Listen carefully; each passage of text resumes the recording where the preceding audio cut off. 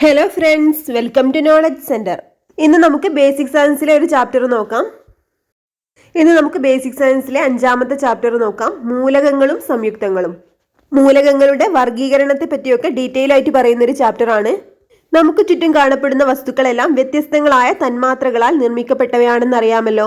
ഈ തന്മാത്രകൾ ഓരോന്നും എങ്ങനെ വ്യത്യാസപ്പെട്ടിരിക്കുന്നുവെന്നും അവയുടെ ഘടനകളിൽ എന്തെല്ലാം സവിശേഷതകൾ ഉണ്ടെന്നുമാണ് നമുക്ക് നോക്കാനുള്ളത്. അപ്പം എന്താണ് തന്മാത്ര എന്ന് പറഞ്ഞാൽ ഒരു ശുദ്ധ പദാർത്ഥത്തിന്റെ അടിസ്ഥാന ഗുണങ്ങളെല്ലാം ഉള്ളതും സ്വതന്ത്രമായി നിലനിൽക്കാൻ കഴിയുന്നതും സ്ഥിരതയുള്ളതുമായ ഏറ്റവും ചെറിയ കണികകളാണിത് തന്മാത്രകൾ എന്ന് പറയുന്നത് കേട്ടോ.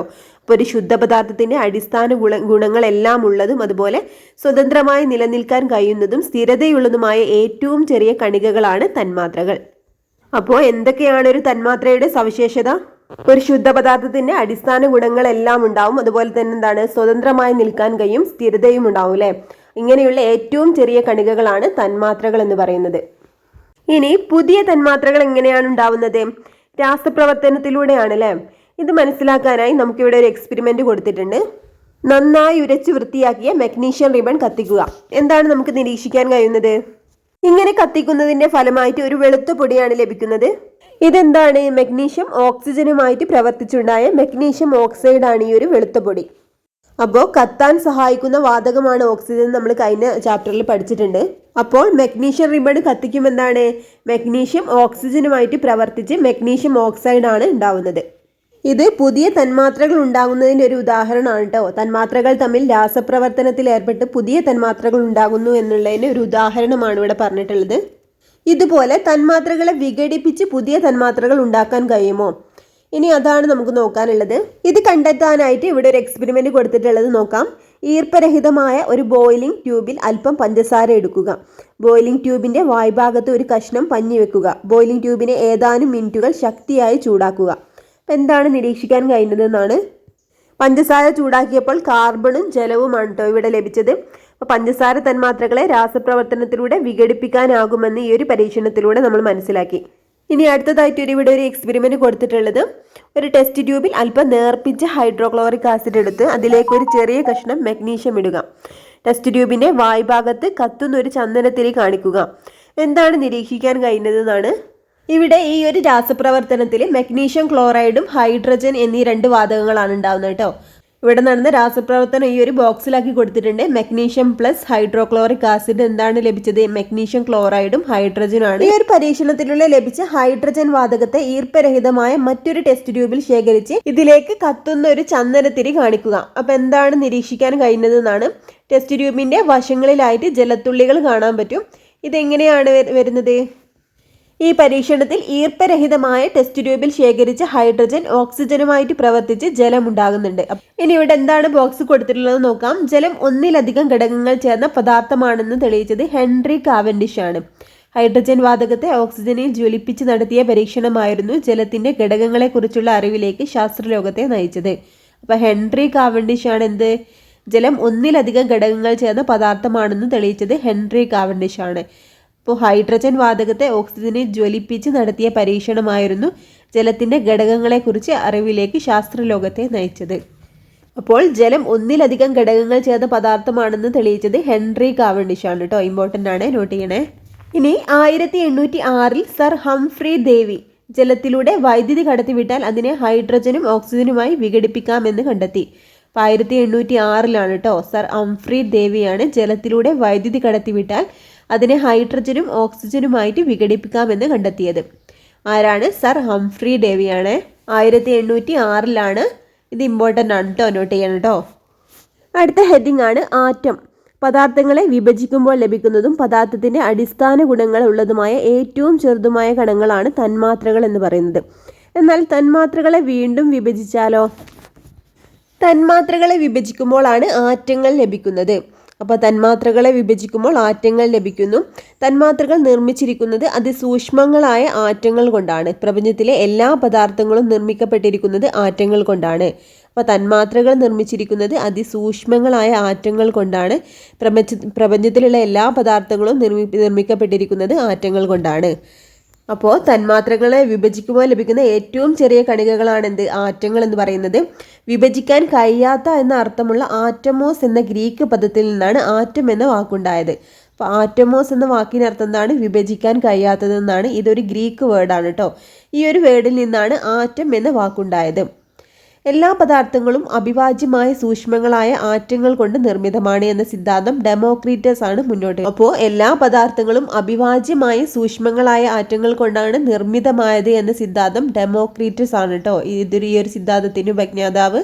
ആറ്റത്തിന്റെ സ്വഭാവത്തെ വിശദീകരിക്കുന്നതിനായി 1807 ജോൺ ഡാൾട്ടൺ ആറ്റോമിക സിദ്ധാന്തം ആവിഷ്കരിച്ചു. ഡാൾട്ടന്റെ ആറ്റം സിദ്ധാന്തം ആധുനിക രസതന്ത്രത്തിന്റെ പ്രധാനപ്പെട്ട സിദ്ധാന്തങ്ങളിൽ ഒന്നാണ്. ഡാൾട്ടൺ മുന്നോട്ട് വെച്ച ആശയങ്ങളാണ് ഇവിടെ കൊടുത്തിട്ടുള്ളത്. അപ്പോൾ ആറ്റത്തിൻ്റെ സ്വഭാവത്തെ വിശദീകരിക്കുന്നതിനായി 1807 ജോൺ ഡാൾട്ടൺ ആറ്റോമിക സിദ്ധാന്തം ആവിഷ്കരിച്ചു. അപ്പോൾ 1807 ആറ്റോമിക സിദ്ധാന്തം ആവിഷ്കരിച്ചത്. ആരാണ്? ജോൺ ഡാൾട്ടൺ അല്ലേ. ആറ്റോമിക സിദ്ധാന്തത്തിൻ്റെ ഉപജ്ഞാതാവ് ജോൺ ഡാൾട്ടൺ ആണ്. 1807 കേട്ടോ ഈ ഒരു സിദ്ധാന്തം ആവിഷ്കരിച്ചത്. ഇത് ആധുനിക രസതന്ത്രത്തിലെ പ്രധാനപ്പെട്ട സിദ്ധാന്തങ്ങളിൽ ഒന്നാണ്. ഇനി ഈ ഒരു സിദ്ധാന്തത്തിലൂടെ മുന്നോട്ട് വെച്ച ആശയങ്ങൾ എന്തൊക്കെയാണെന്ന് നോക്കാം. എല്ലാ പദാർത്ഥങ്ങളും ആറ്റം എന്ന അതിസൂക്ഷ്മങ്ങളാൽ നിർമ്മിതമാണ്. രാസപ്രവർത്തനത്തിൽ ഏർപ്പെടാൻ കഴിയുന്ന ഏറ്റവും ചെറിയ കണികയാണ് ആറ്റം. രാസപ്രവർത്തന വേളയിൽ ആറ്റത്തെ വിഭജിക്കാൻ സാധ്യമല്ല. ആറ്റത്തെ നിർമ്മിക്കാനോ നശിപ്പിക്കാനോ കഴിയില്ല. ഒരു മൂലകത്തിന്റെ ആറ്റങ്ങളെല്ലാം വലിപ്പത്തിലും ഗുണത്തിലും മാസിലും ഒരുപോലെ ആയിരിക്കും. എന്നാൽ വ്യത്യസ്ത മൂലകങ്ങളുടെ ആറ്റങ്ങൾ വലിപ്പത്തിലും ഗുണത്തിലും മാസിലും വ്യത്യാസമുള്ളവയായിരിക്കും. അപ്പം എന്തൊക്കെയാണ് ഒന്നുകൂടി നോക്കാം. എല്ലാ പദാർത്ഥങ്ങളും ആറ്റം എന്ന സൂക്ഷ്മ കണികകളാൽ നിർമ്മിതമാണ്. രാസപ്രവർത്തനത്തിൽ ഏർപ്പെടാൻ കഴിയുന്ന ഏറ്റവും ചെറിയ കണികയാണ് ആറ്റം. രാസപ്രവർത്തന വേളയിൽ ആറ്റത്തെ വിഭജിക്കാൻ സാധ്യമല്ല. പിന്നെന്താണ്? ആറ്റത്തെ നിർമ്മിക്കാനോ നശിപ്പിക്കാനോ കഴിയില്ല. ഒരു മൂലകത്തിൻ്റെ ആറ്റങ്ങളെല്ലാം വലിപ്പത്തിലും ഗുണത്തിലും മാസിലും ഒരുപോലെ ആയിരിക്കും. എന്നാൽ വ്യത്യസ്ത മൂലകങ്ങളുടെ ആറ്റങ്ങൾ വലിപ്പത്തിലും ഗുണത്തിലും മാസിലൊക്കെ വ്യത്യാസമുള്ളവയായിരിക്കും. ഇത് ജോൺ ഡാൾട്ടൻ്റെ ആറ്റം സിദ്ധാന്തത്തിൽ അടങ്ങിയിട്ടുള്ള ആശയങ്ങളാണ് കേട്ടോ. അപ്പോൾ ആറ്റോമിക സിദ്ധാന്തത്തിൻ്റെ ഉപജ്ഞാതാവ് ആരാണ്? ജോൺ ഡാൾട്ടൺ ആണ്. 1807 ഈ ഒരു സിദ്ധാന്തം ആവിഷ്കരിച്ചത്. ഇതൊക്കെ ഇമ്പോർട്ടൻ്റ് ആണ് കേട്ടോ, നോട്ട് ചെയ്യണേ. ഹൈഡ്രജന്റെ 2 ആറ്റങ്ങളും ഓക്സിജന്റെ 1 ആറ്റവും ചേർന്നാണ് ഒരു ജലതന്മാത്ര രൂപപ്പെട്ടിരിക്കുന്നതെന്ന് നമുക്കറിയാം അല്ലേ. ഇനി ഓരോ തന്മാത്രകളും ആ ഒരു തന്മാത്രയിലെ ആറ്റങ്ങളെയും ഇവിടെ ടേബിളിലാക്കി കൊടുത്തിട്ടുണ്ട്. അമോണിയ എന്താണ്? NH3 ആണ് അല്ലേ. അതായത് നൈട്രജന്റെ 1 ആറ്റവും ഹൈഡ്രജന്റെ 3 ആറ്റങ്ങളുമാണ് അമോണിയയിലുള്ളത്. ഓക്സിജൻ എന്താണ്? O2 എന്നാണ് റെപ്രസെന്റ് ചെയ്യുന്നത്. അതായത് ഓക്സിജന്റെ 2 ആറ്റങ്ങളാണ്. ക്ലോറിൻ എങ്ങനെയാണ്? Cl2 ആണ് അല്ലേ. ക്ലോറിൻ്റെ 2 ആറ്റങ്ങളാണ്. അതുപോലെ മീഥെയ്നോ? കാർബണിൻ്റെ 1 ആറ്റവും ഹൈഡ്രജൻ്റെ 4 ആറ്റങ്ങളും. അതായത് CH4 എന്നാണ് മീഥെയ്നെ ഡിനോട്ട് ചെയ്യുന്നത്. ഹൈഡ്രജന് നമ്മൾ H2 എന്നാണല്ലേ ഡിനോട്ട് ചെയ്യുന്നത്. ഹൈഡ്രജൻ്റെ 2 ആറ്റങ്ങളാണ് ഉണ്ടാവുക. ഇനി കാർബൺ ഡൈ ഓക്സൈഡിനെ നമ്മൾ CO2 എന്നാണല്ലേ റെപ്രസെൻറ്റ് ചെയ്യുന്നത്. അതായത് കാർബണിൻ്റെ 1 ആറ്റവും ഓക്സിജൻ്റെ 2 ആറ്റങ്ങളും. ഇനി നമുക്ക് മൂലകങ്ങളുടെ ഡെഫിനിഷൻ നോക്കാം. ഒരേ ഇനം മാറ്റങ്ങൾ കൊണ്ട് മാത്രം നിർമ്മിതമായ ശുദ്ധപദാർത്ഥങ്ങളാണ് മൂലകങ്ങൾ. ഇവയെ രാസപ്രവർത്തനങ്ങളിലൂടെ വിഘടിപ്പിച്ച് ഘടകങ്ങളാക്കാൻ കഴിയില്ല. അപ്പം എന്താണ് പറഞ്ഞിട്ടുള്ളത്? ഒരേ ഇനം മാറ്റങ്ങൾ കൊണ്ട് മാത്രം നിർമ്മിതമായ ശുദ്ധപദാർത്ഥങ്ങളാണ് മൂലകങ്ങൾ അല്ലെങ്കിൽ എലമെൻറ്റ്സ് എന്ന് പറയുന്നത്. ഇവയെ എന്താണ്? രാസപ്രവർത്തനങ്ങളിലൂടെ വിഘടിപ്പിച്ച് ഘടകങ്ങളാക്കാൻ കഴിയില്ല. എന്നാൽ 2 അതിലധികമോ മൂലകങ്ങളുടെ ആറ്റങ്ങൾ രാസപ്രവർത്തനത്തിലൂടെ ഒരു നിശ്ചിത അനുപാതത്തിൽ ചേർന്നുണ്ടാകുന്ന ശുദ്ധപദാർത്ഥങ്ങളാണ് സംയുക്തങ്ങൾ എന്ന് പറയുന്നത്. ഇവയെ രാസപ്രവർത്തനത്തിലൂടെ ഘടകമൂലകങ്ങളാക്കി മാറ്റാൻ കഴിയും. അപ്പോൾ എന്താണ് കമ്പൗണ്ട്സ് അല്ലെങ്കിൽ സംയുക്തങ്ങൾ എന്ന് പറഞ്ഞാൽ 2 അതിലധികമോ മൂലകങ്ങളുടെ ആറ്റങ്ങൾ രാസപ്രവർത്തനത്തിലൂടെ ഒരു നിശ്ചിത അനുപാതത്തിൽ ചേർന്നുണ്ടാകുന്ന ശുദ്ധപദാർത്ഥങ്ങളാണ് സംയുക്തങ്ങൾ അല്ലെങ്കിൽ കോമ്പൗണ്ട്സ് എന്ന് പറയുന്നത്. ഇവയെ രാസപ്രവർത്തനത്തിലൂടെ ഘടകമൂലകങ്ങളാക്കി മാറ്റാൻ കഴിയും. അപ്പം എന്താണ് മൂലകങ്ങൾ എന്നും സംയുക്തങ്ങളും തമ്മിലുള്ള വ്യത്യാസം മനസ്സിലായില്ലേ? ഒരേ ഇനം മാറ്റങ്ങളാണ് എന്ത് മൂലകങ്ങളിൽ ഉണ്ടാവുക. എന്നാൽ എന്താണ് സംയുക്തങ്ങളിൽ എന്താണ് 1 2 അതിലധികമോ മൂലകങ്ങളുടെ ആറ്റങ്ങൾ ചേർന്നിട്ടാണ് സംയുക്തങ്ങൾ ഉണ്ടാവുന്നത്. ഇനി നമ്മൾ മൂലകങ്ങളെ സൂചിപ്പിക്കുന്നതിന് എന്താണ് ചിഹ്നങ്ങൾ ഉപയോഗിക്കുന്നുണ്ട് അല്ലേ. അതായത് എന്താണ് ഇംഗ്ലീഷ് ആൽഫബറ്റ്സ് ആണ് യൂസ് ചെയ്യുന്നത്. ഇവയാണ് പ്രതീകങ്ങൾ എന്ന പേരിൽ അറിയപ്പെടുന്നത്. പ്രതീകം മൂലകത്തിൻ്റെ ഒരു ആറ്റത്തെയാണ് സൂചിപ്പിക്കുന്നത്. അതായത് എന്താണ് ക്ലോറിന് Cl എന്നാണല്ലോ ഡിനോട്ട് ചെയ്യുക. അത് ഒരു ആറ്റമാണ് അല്ലേ. അതുപോലെ മറ്റു മൂലകങ്ങളുടെയും പ്രതീകം എന്താണ്? മൂലകത്തിൻ്റെ ഒരു ആറ്റത്തെയാണ് സൂചിപ്പിക്കുന്നത്. അക്ഷരങ്ങൾ ഉപയോഗിച്ച് മൂലകങ്ങളെ സൂചിപ്പിക്കുന്ന ആധുനിക പ്രതീക സമ്പ്രദായം ആവിഷ്കരിച്ചത് ആരാണ്? ബേസിലിയസ് ആണ് കേട്ടോ. ബേസിലിയസ് എന്ന ശാസ്ത്രജ്ഞനാണ് അക്ഷരങ്ങൾ ഉപയോഗിച്ച് മൂലകങ്ങളെ സൂചിപ്പിക്കുന്ന ആധുനിക പ്രതീക സമ്പ്രദായം ആവിഷ്കരിച്ചത് ആരാണ്? ബേസിലിയസ് എന്ന ശാസ്ത്രജ്ഞനാണ് കേട്ടോ. അപ്പോൾ അക്ഷരങ്ങൾ ഉപയോഗിച്ച് മൂലകങ്ങളെ സൂചിപ്പിക്കുന്ന ആധുനിക പ്രതീക സമ്പ്രദായം. ഇനി പ്രതീകങ്ങൾ വന്ന വഴികൾ എന്നുള്ളൊരു ഹെഡിങ് കൊടുത്തിട്ടുണ്ട്. ഹൈഡ്രജൻ എന്ന മൂലകത്തെ H എന്ന അക്ഷരം കൊണ്ടാണ് സൂചിപ്പിക്കുന്നത്. അതായത് മൂലകത്തിൻ്റെ പേരിൻ്റെ ആദ്യത്തെ അക്ഷരമാണ് ഇവിടെ പ്രതീകമായിട്ട് ഉപയോഗിച്ചിരിക്കുന്നത്. ഇംഗ്ലീഷ് പേരിൻ്റെ ആദ്യത്തെ അക്ഷരം പ്രതീകമായി ഉപയോഗിച്ചിരിക്കുന്ന മറ്റു മൂലകങ്ങളെ ആണ് ഇവിടെ കൊടുത്തിട്ടുള്ളത്. ഏതൊക്കെയാണെന്ന് നോക്കാം. കാർബൺ നമ്മൾ C കൊണ്ടാണല്ലേ സ്റ്റാർട്ട് ചെയ്യുന്നത്. അത് തന്നെയാണ് പ്രതീകമായിട്ട് കൊടുത്തിട്ടുള്ളത്, C ആണ്. നൈട്രജനും അതുപോലെ N കൊണ്ടാണ്. അതുപോലെ സൾഫർ S ആണ്. ഓക്സിജന് O കൊണ്ടാണ് ഡിനോട്ട് ചെയ്യുന്നത്. ഇനി ഹീലിയം എന്ന മൂലകത്തെ സൂചിപ്പിക്കുന്നതിന് HE പ്രതീകമായിട്ട് ഉപയോഗിക്കുന്നുണ്ട്. ഇംഗ്ലീഷ് പേരിൻ്റെ ആദ്യ അക്ഷരം മാത്രമല്ല ഇവിടെ ഉപയോഗിച്ചിരിക്കുന്നത്. എന്തായിരിക്കാം കാരണം? ഇംഗ്ലീഷ് പേരിൻ്റെ ആദ്യ അക്ഷരത്തോടൊപ്പം മറ്റൊരു അക്ഷരം കൂടി ഉപയോഗിച്ചും മൂലകങ്ങളെ സൂചിപ്പിക്കാറുണ്ട്. രണ്ടക്ഷരങ്ങളുള്ള പ്രതീകങ്ങൾ ഉപയോഗിക്കുന്നതിന് കൂടുതൽ ഉദാഹരണങ്ങളാണ് ഇനിവിടെ കൊടുത്തിട്ടുള്ളത്. ഏതൊക്കെയാണ്? അലൂമിനിയത്തിന് AL എന്നാണ് അല്ലേ പ്രതീകമായിട്ടുള്ളത്. അതുപോലെ ക്ലോറിൻ Cl ആണ്. അതുപോലെ ക്യൂറിയം CM എന്നാണ് പ്രതീകം. അതുപോലെ കാൽസ്യത്തിൽ നിന്നാണ് Ca ആണ് അല്ലേ. ഇവിടെയൊക്കെ എന്താണ്? മൂലകത്തിൻ്റെ ആദ്യത്തെ രണ്ടക്ഷരങ്ങളാണ് അല്ലേ പ്രതീകങ്ങളായിട്ട് കൊടുത്തിട്ടുള്ളത്. അടുത്തത്, ചില മൂലകങ്ങൾക്ക് അവയുടെ ലാറ്റിൻ പേരിൽ നിന്നാണ് പ്രതീകങ്ങൾ സ്വീകരിച്ചിരിക്കുന്നത്. അത് ഏതൊക്കെയാണെന്ന് നോക്കാം. സോഡിയത്തിൻ്റെ ലാറ്റിൻ പേര് നാട്രിയം ആണ്. ആ ഒരു പേരിൽ നിന്നാണ് ആ ഒരു പ്രതീകം വന്നിട്ടുള്ളത്, Na എന്നുള്ള പ്രതീകം. അതുപോലെ പൊട്ടാസ്യത്തിന് എന്താണ്? കാലിയം ആണ്, K ആണ് ഡിനോട്ട് ചെയ്യുന്നത്. ഇരുമ്പിൻ്റെ എന്താണ്? ഫെറം എന്നുള്ള പേരാണ്, അതുകൊണ്ട് Fe കൊണ്ടാണ് ഡിനോട്ട് ചെയ്യുന്നത്. സ്വർണം ഓറമാണ്, അതുകൊണ്ട് Au ആണ് പ്രതീകം. അതുപോലെ കോപ്പറിന് എന്താണ്? കുപ്രമാണ്, അതായത് Cu ആണ് പ്രതീകമായിട്ട് വരുന്നത്. ഇതുപോലെ ഇനി ഏതൊക്കെ പറയാം? വെള്ളിയുടെ പ്രതീകം എന്താണ്? Ag എന്നാണ് അല്ലേ. അപ്പോൾ അർജന്റം എന്നുള്ള ലാറ്റിൻ പേരിൽ നിന്നാണ് ഈ ഒരു പ്രതീകം വന്നിട്ടുള്ളത്. അതുപോലെ എന്താണ് പറഞ്ഞിട്ടുള്ളത്? ആൻറ്റിമണി സ്റ്റിബിയം എന്നുള്ള ലാറ്റിൻ പേരിൽ നിന്നാണ് Sb എന്നാണ് അല്ലേ ഇതിൻ്റെ ഒരു പ്രതീകം വന്നിട്ടുള്ളത്. അതുപോലെ ടങ്സ്റ്റൺ വുൾഫ്രം എന്ന ലാറ്റിൻ വേർഡിൽ നിന്നാണ് എന്ത്? W എന്നിട്ടുള്ള പ്രതീകം വന്നിട്ടുള്ളത്. അതുപോലെ ലെഡിൻ്റെ പ്ലംബം എന്ന ലാറ്റിൻ പേരിൽ നിന്നാണ് Pb എന്നുള്ള പ്രതീകം വന്നിട്ടുള്ളത്. ഇതുപോലെ തന്നെ നിറം, ഗ്രഹം, ഉപഗ്രഹം, വൻകര തുടങ്ങിയവയുമായി ബന്ധപ്പെട്ട് മൂലകങ്ങൾക്ക് പേര് നൽകിയിട്ടുണ്ട്. ഇനി ഇവിടെ ക്രോമിയം, ഇറിഡിയം, നെപ്റ്റ്യൂണിയം ഈ 3 മൂലകങ്ങളും കൊടുത്തിട്ടുണ്ട്.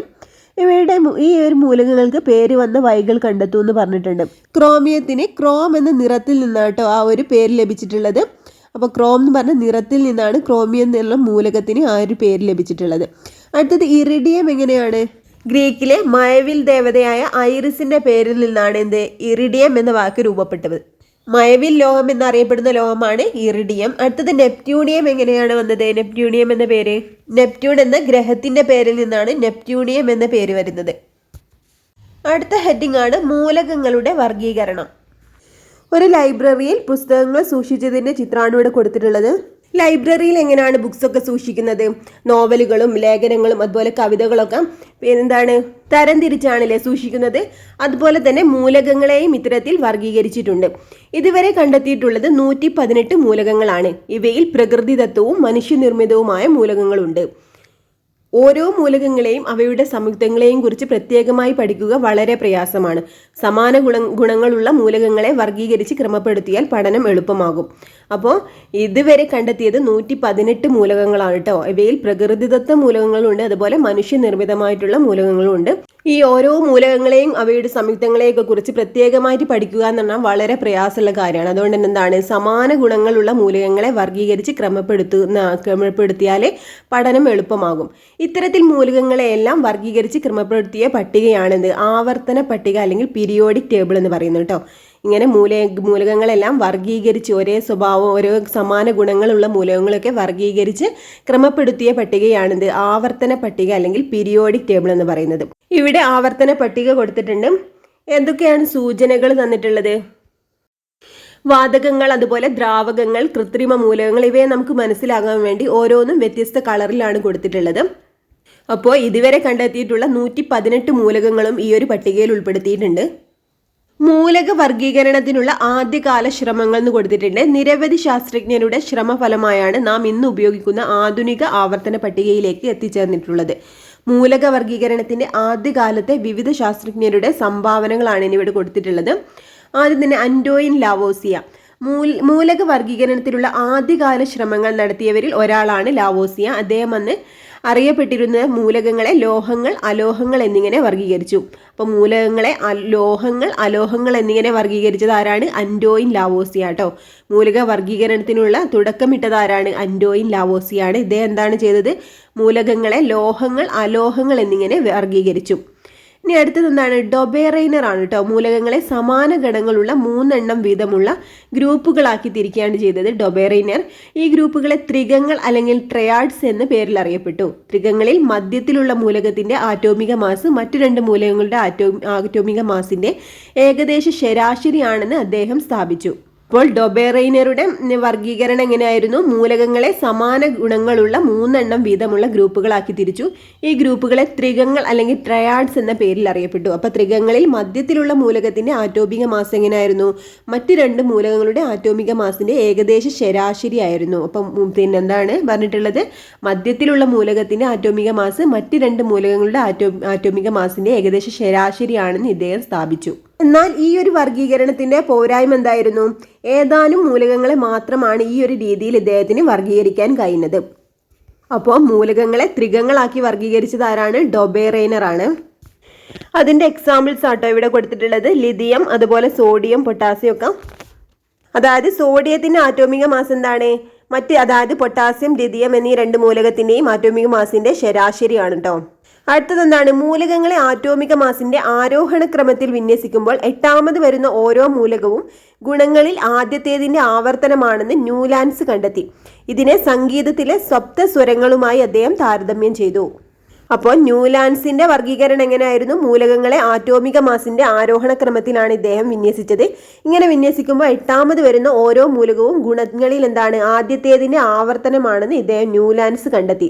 ആരാണ്? ന്യൂലാൻസ് ആണ് കേട്ടോ ഇങ്ങനെ കണ്ടെത്തിയത്. ഇതിനെ സംഗീതത്തിലെ സപ്തസ്വരങ്ങളുമായിട്ടാണ് ഇദ്ദേഹം താരതമ്യം ചെയ്തത്. ഈ വർഗീകരണമാണ് അഷ്ടക നിയമം എന്ന് അറിയപ്പെടുന്നത്. അപ്പോൾ അഷ്ടക നിയമം എന്നറിയപ്പെടുന്ന വർഗീകരണം ആരുടേതായിരുന്നു? ന്യൂലാൻസിൻ്റെതാണ് കേട്ടോ. പക്ഷെ ഇദ്ദേഹത്തിന്റെ വർഗീകരണത്തിലെ പോരായ്മ എന്തായിരുന്നു? കൂടുതൽ മൂലകങ്ങൾ കണ്ടെത്തിയതോടെ എല്ലാ മൂലകങ്ങളെയും ഇത്തരത്തിൽ ക്രമീകരിക്കാൻ ഇദ്ദേഹത്തിന് ആയില്ല. അതാണ് ഇദ്ദേഹത്തിന്റെ വർഗീകരണത്തിനുണ്ടായിരുന്ന പോരായ്മ. അപ്പോൾ അഷ്ടക നിയമം ആവിഷ്കരിച്ചത് ആരാണ്? ന്യൂലാൻസ് ആണ് കേട്ടോ. ന്യൂലാൻസിന്റെ ക്രമീകരണത്തിലുള്ള ഒരു എക്സാമ്പിൾ ആണ് കേട്ടോ ഇവിടെ കൊടുത്തിട്ടുള്ളത്. മെൻഡലീഫ് എന്ന ശാസ്ത്രജ്ഞൻ അതുവരെ അറിയപ്പെട്ടിരുന്ന 63 മൂലകങ്ങളെ അവയുടെ ആറ്റോമിക മാസിന്റെ ആരോഹണ ക്രമത്തിൽ വിന്യസിച്ച് ഒരു പട്ടിക തയ്യാറാക്കി. ഇങ്ങനെ തയ്യാറാക്കിയപ്പോൾ ഒരേ സ്വഭാവമുള്ള മൂലകങ്ങൾ കൃത്യമായ ഇടവേളകളിൽ ആവർത്തിക്കുന്നതായി ഇദ്ദേഹം കണ്ടെത്തി. അപ്പോൾ മെൻഡലീഫ് എന്ന ശാസ്ത്രജ്ഞൻ എന്താണ് ചെയ്തത്? അതുവരെ കണ്ടെത്തിയതിൽ അറിയപ്പെട്ടിരുന്ന 63 മൂലകങ്ങളെ അവയുടെ ആറ്റോമിക മാസിന്റെ ആരോഹണ ക്രമത്തിൽ വിന്യസിച്ച് ഒരു പട്ടിക തയ്യാറാക്കി. ഇങ്ങനെ ഇദ്ദേഹം തയ്യാറാക്കിയപ്പോൾ ഒരേ സ്വഭാവമുള്ള മൂലകങ്ങൾ കൃത്യമായ ഇടവേളകളിൽ ആവർത്തിക്കുന്നതായി ഇദ്ദേഹം കണ്ടെത്തി. ഇനി ഇവിടെ കൊടുത്തിട്ടുള്ളതാണ് മാസ് നമ്പറും ആറ്റോമിക നമ്പർ. ആറ്റങ്ങൾ അതിസൂക്ഷ്മങ്ങളായി വിഭജിക്കാൻ കഴിയാത്ത കണങ്ങളാണെന്ന് ആദ്യകാലത്ത് കരുതി പോന്നത്. എന്നാൽ പിന്നീട് ഇവ ഇലക്ട്രോൺ, പ്രോട്ടോൺ, ന്യൂട്രോൺ എന്നീ ചെറു കണങ്ങളാൽ നിർമ്മിതമാണെന്ന് കണ്ടെത്തി. ആറ്റത്തിന് ന്യൂക്ലിയസ് എന്നൊരു കേന്ദ്രമുണ്ട്. വളരെ വലുപ്പം കുറഞ്ഞ ഈ ന്യൂക്ലിയസിലാണ് പ്രോട്ടോണുകളും ന്യൂട്രോണുകളും കാണപ്പെടുന്നത്.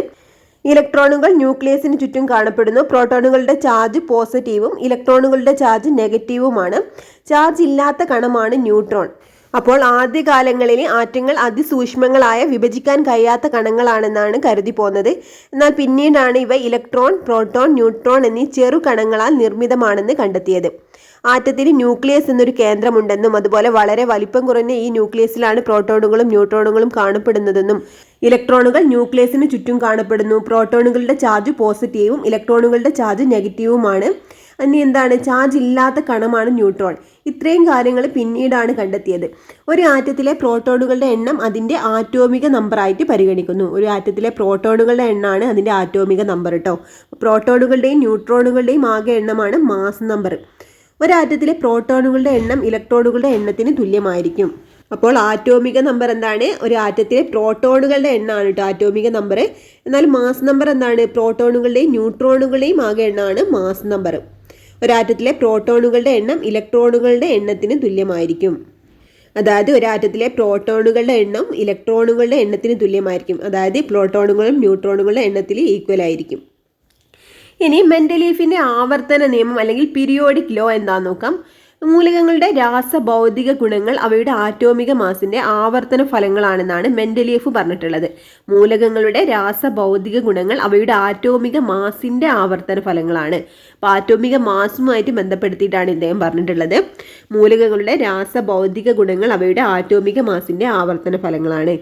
മെൻഡലീഫിന്റെ ആവർത്തന പട്ടികയാണ് ഇവിടെ കൊടുത്തിട്ടുള്ളത്. എന്താണ് പട്ടികയിൽ വിലങ്ങനെയുള്ള നിരകളെ പിരീഡുകൾ എന്നും കുത്തനെയുള്ള വരികളെ ഗ്രൂപ്പുകൾ എന്നും വിളിക്കാം. അപ്പോൾ എന്താണ് പറഞ്ഞിട്ടുള്ളത്? വിലങ്ങനെയുള്ള നിരകളെ പിരീഡുകൾ എന്നും അതുപോലെ കുത്തനെയുള്ള വരികളെയാണ് ഗ്രൂപ്പുകൾ എന്നും വിളിക്കുന്നത്. അപ്പോൾ ഗ്രൂപ്പുകളിലെ മൂലകങ്ങൾ രാസ സ്വഭാവത്തിൽ സമാനത പ്രകടിപ്പിക്കുന്നു. അപ്പോൾ ഓരോ ഗ്രൂപ്പിലെയും മൂലകങ്ങൾ ഓരോ രാസ സ്വഭാവമാണ് പ്രകടിപ്പിക്കുന്നത്. ഈ ഒരു പീരിയഡിക് ടേബിളിന്റെ സവിശേഷതകൾ എന്തൊക്കെയാണെന്ന് നോക്കാം. ആറ്റോമിക മാസിന്റെ ആരോഹണ ക്രമത്തിലാണ് മൂലകങ്ങളെ വർഗീകരിച്ചത്. അറിയപ്പെടാതിരുന്ന മൂലകങ്ങൾക്കായുള്ള കളങ്ങൾ ഒഴിച്ചിടുകയും അവയുടെ ഗുണങ്ങൾ പ്രവചിക്കുകയും ചെയ്തിട്ടുണ്ടായിരുന്നു. അപ്പോൾ അദ്ദേഹം എന്താണ് ചെയ്തിട്ടുള്ളത്? ആറ്റോമിക മാസിന്റെ ആരോഹണ ക്രമത്തിലാണ് അദ്ദേഹത്തിന്റെ വർഗീകരണം ഉള്ളത്. അതുപോലെ എന്താണ് അറിയപ്പെടാതിരുന്ന മൂലകങ്ങൾക്കായുള്ള കളങ്ങളും ഇദ്ദേഹം ഒഴിച്ചിടുകയും അതുപോലെ എന്താണ് അവയുടെ ഗുണങ്ങൾ വരെ പ്രവചിക്കുകയും ചെയ്തിട്ടുണ്ട്.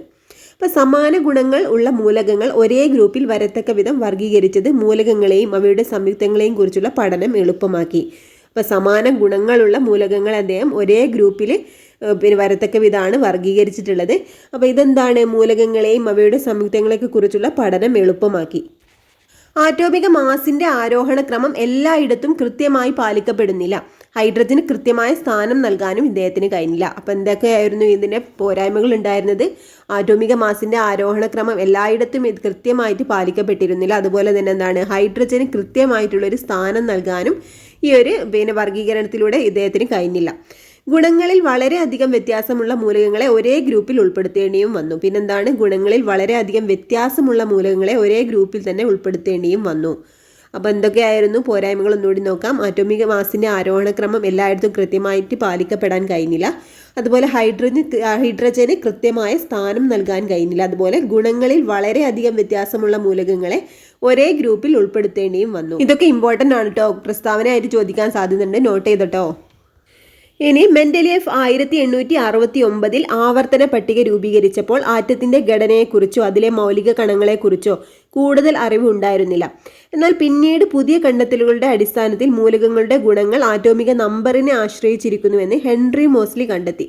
ഇതിനനുസരിച്ച് ഇദ്ദേഹം രൂപകൽപ്പന ചെയ്ത ആവർത്തന പട്ടികയാണ് ഇന്ന് നാം ഉപയോഗിക്കുന്ന ആധുനിക ആവർത്തന പട്ടിക അല്ലെങ്കിൽ മോഡേൺ പീരിയോഡിക് ടേബിൾ.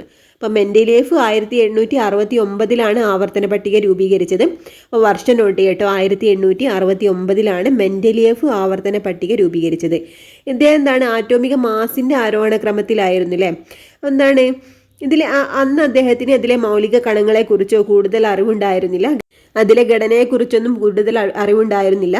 എന്നാൽ പിന്നീട് പുതിയ കണ്ടെത്തലുകളുടെ അടിസ്ഥാനത്തിൽ മൂലകങ്ങളുടെ ഗുണങ്ങൾ ആറ്റോമിക നമ്പറിനെ ആശ്രയിച്ചിരിക്കുന്നുവെന്ന് ഹെൻറി മോസ്ലിയാണ് കണ്ടെത്തിയത്. ഇതിനനുസരിച്ച് ഇദ്ദേഹം രൂപകൽപ്പന ചെയ്ത ആവർത്തന പട്ടികയാണ് ഇന്ന് നാം ഉപയോഗിക്കുന്ന ആധുനിക ആവർത്തന പട്ടിക. അപ്പോൾ ആറ്റോമിക നമ്പറിനെ അടിസ്ഥാനമാക്കിയിട്ടുള്ള ആവർത്തന പട്ടിക ആരാണ് കൊണ്ടുവന്നത്? ഹെൻറി മോസ്ലി ആണ് കേട്ടോ. അപ്പോൾ ഇതാണ് എന്ത് ആധുനിക ആവർത്തന പട്ടിക. അപ്പോൾ മോഡേൺ പീരിയോഡിക് ടേബിൾ കൊണ്ടുവന്നത് ഹെൻറി മോസ്ലി ആണ്. ഇനി തന്മാത്രകളുടെ രാസസൂത്രം എന്ന് കൊടുത്തിട്ടുണ്ട്. മൂലകങ്ങളെ എളുപ്പത്തിൽ മനസ്സിലാക്കുന്നതിന് പ്രതീകങ്ങൾ ഉപയോഗിക്കുന്നുണ്ടെന്ന് നമുക്കറിയാം അല്ലേ. N എന്ന് എഴുതിയാൽ അത് നൈട്രജനെയും അതുപോലെ എന്താണ് നൈട്രജന്റെ ഒരാറ്റത്തെയും സൂചിപ്പിക്കുന്നു നമ്മൾ പഠിച്ചു. 2N അല്ലെങ്കിൽ N2 ഇവ തമ്മിലുള്ള വ്യത്യാസമുണ്ടോ എന്ന് നോക്കാം. 2 എന്ന് പറഞ്ഞാൽ എന്താ? 2 സ്വതന്ത്ര നൈട്രജൻ ആറ്റങ്ങളെയാണ് സൂചിപ്പിക്കുന്നത് അല്ലേ. 2 സ്വതന്ത്ര നൈട്രജൻ ആറ്റങ്ങളെയാണ് 2N കൊണ്ട് സൂചിപ്പിക്കുന്നത്. എന്നാൽ N2 2 ആറ്റങ്ങൾ ചേർന്നുണ്ടായ ഒരു നൈട്രജൻ തന്മാത്രയാണ് സൂചിപ്പിക്കുന്നത്. അപ്പോൾ N2 പറഞ്ഞാൽ 2 ആറ്റങ്ങൾ ചേർന്നുണ്ടായ ഒരു നൈട്രജൻ തന്മാത്രയെ സൂചിപ്പിക്കുന്നു. അപ്പോൾ എന്താ തമ്മിലുള്ള വ്യത്യാസം? 2 എന്ന് പറഞ്ഞാൽ 2 സ്വതന്ത്ര നൈട്രജൻ ആറ്റങ്ങളെ സൂചിപ്പിക്കുന്നതാണ് 2N. എന്നാൽ N2 എന്ന് എഴുതിയാൽ എന്താ? 2 ആറ്റങ്ങൾ ചേർന്നുണ്ടായ ഒരു നൈട്രജൻ തന്മാത്രയെയാണ് സൂചിപ്പിക്കുന്നത് കേട്ടോ. അപ്പോൾ 2N2 എന്ന് പറഞ്ഞാൽ എന്താ? 2 നൈട്രജൻ തന്മാത്രകളെ സൂചിപ്പിക്കുന്നതാണ് 2N2. 2N2ൽ അടങ്ങിയിരിക്കുന്ന ആകെ ആറ്റങ്ങളുടെ എണ്ണം എത്രയായിരിക്കും? ഇവിടെ എന്താണ്? 4 നൈട്രജൻ ആറ്റങ്ങളായിരിക്കില്ലേ ഉണ്ടാവുക 2N2 എന്ന് പറഞ്ഞാൽ. അപ്പോൾ ചില മൂലകങ്ങളുടെ തന്മാത്രകളെ ചുരുക്കി എഴുതിയിരിക്കുന്നതാണ് ഇവിടെ കൊടുത്തിട്ടുള്ളത്. ഓരോ തന്മാത്രയും അതിൽ അടങ്ങിയിരിക്കുന്ന ആറ്റങ്ങളുടെ എണ്ണം, അതുപോലെ ഏത് വിഭാഗത്തിൽ പെടുന്നു, ഇതൊക്കെയാണ് ഇവിടെ ഫില്ല് ചെയ്യാൻ കൊടുത്തിട്ടുള്ളത്. ഹീലിയമാണ്. ഹീലിയം എന്താണ്? ഹീലിയത്തിൽ എത്ര ആറ്റങ്ങളാണുള്ളത്? ഒരാറ്റമാണുള്ളത്. അത് ഏക ആറ്റോമിക മൂലകമാണ് കേട്ടോ. ഇനി രണ്ടാമത്തത് എന്താണ്? O2 ആണ് കൊടുത്തിട്ടുള്ളത്. O2ൽ എത്ര ആറ്റങ്ങളാണുള്ളത്? 2 ഓക്സിജൻ ആറ്റങ്ങളാണല്ലേ O2വിലുള്ളത്. അപ്പോൾ അത് ദ്വയാറ്റോമിക മൂലകം എന്നാണ് പറയുന്നത്. ദ്വയാറ്റോമിക മൂലകം. അടുത്തത് ഏതാണ്? S4 എന്ന് കൊടുത്തിട്ടുണ്ട്. സൾഫർ ആണ് അല്ലേ. സൾഫറിൽ എത്ര ആറ്റം അടങ്ങിയിട്ടുണ്ട്? 4 ആറ്റങ്ങളാണ് അടങ്ങിയിട്ടുള്ളത്. ഇത് ബഹു ആറ്റോമിക മൂലകം എന്നാണ് അറിയപ്പെടുന്നത്. അടുത്തത് ഹൈഡ്രജൻ ആണല്ലേ കൊടുത്തിട്ടുള്ളത്. H2 പറയുമ്പോൾ എത്രയാണ്? അതിൽ 2 ആറ്റങ്ങളാണ് അടങ്ങിയിട്ടുള്ളത്. അതെന്താണ്? ദ്വയാറ്റോമിക മൂലകമാണ്. അടുത്തത് P4 ആണ് കൊടുത്തിട്ടുള്ളത്. P എന്ന് പറഞ്ഞിട്ടുണ്ടെങ്കിൽ എന്താണ്? ഫോസ്ഫറസിനാണല്ലേ ഡിനോട്ട് ചെയ്യുന്നത്. അപ്പോൾ എന്താണ്? അതിൽ 4 ആറ്റങ്ങളാണ് അടങ്ങിയിട്ടുള്ളത്. അതെന്താണ്? ബഹു ആറ്റോമിക മൂലകമാണ്. അടുത്തത് ഏതാണ്? നിയോണിയം ആണല്ലേ കൊടുത്തിട്ടുള്ളത്. അതെന്താണ്? ഏകാറ്റോമിക മൂലകമാണ്. ഒരാറ്റമാണ് അതിൽ കാണപ്പെടുന്നത്. അതുപോലെ ക്ലോറിൻ കൊടുത്തിട്ടുണ്ട്. ക്ലോറിനിൽ 2 ആറ്റങ്ങളാണുള്ളത്. അതെന്താണ്? ദ്വയാറ്റോമിക മൂലകമാണ്. അതുപോലെ ആർഗൺ കൊടുത്തിട്ടുണ്ട്. എന്താണ്? അതും ഏകാറ്റോമിക മൂലകമാണ്. ഒരു ആറ്റം മാത്രമാണ് അതിലുള്ളത്. അപ്പോൾ നമ്മുടെ ഈ ഒരു ക്ലാസ് ഇവിടെ വൈൻഡപ്പ് ചെയ്യാണ് കേട്ടോ. ഈ ഒരു ചാപ്റ്റർ ഫുള്ളായിട്ട് കംപ്ലീറ്റ് ആയിട്ടില്ല. എനിക്ക് കുറച്ചുകൂടി ഉണ്ട്. അത് ഞാൻ നെക്സ്റ്റ് പാർട്ടായിട്ട് ഇടാം കേട്ടോ. അപ്പോൾ ഇതുവരെ എടുത്ത ക്ലാസ് നിങ്ങൾക്ക് ഓക്കെ ആണെങ്കിൽ ഒന്ന് ലൈക്ക് ചെയ്തേക്കണേ. Okay friends, thank you.